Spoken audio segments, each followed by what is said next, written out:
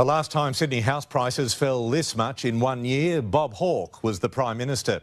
Annual property values have tumbled 7%, and with banks tightening their lending, just how low can they go?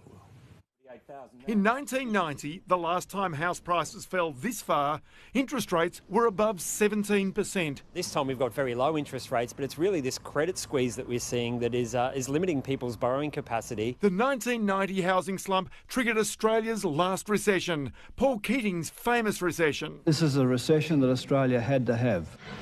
No recession now, but in the past year, Sydney home prices are down an average 7.4%, the worst in 28 years.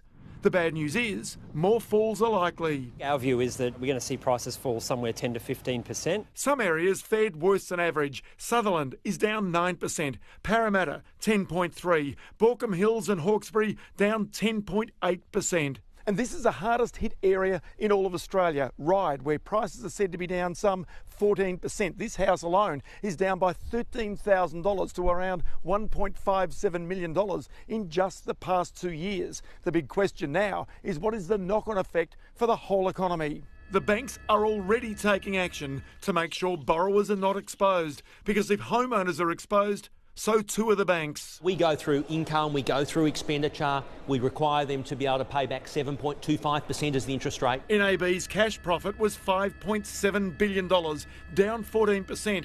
But its boss says he's worried about a broad economic knock-on if house prices keep falling. Even if there was a downturn, we think that's the bank can manage that. I would be more worried about the real economy, that, you know, if you're starting to see people going into arrears, the confidence levels, their spending. The credit squeeze is partly the Royal Commission. Banks are super cautious that customers can afford their loans. If not, the new, more powerful financial ombudsman, who started today, will have a busy life. I'm not looking to grow the business, I'm looking to shrink it. Ross Greenwood, 9 News.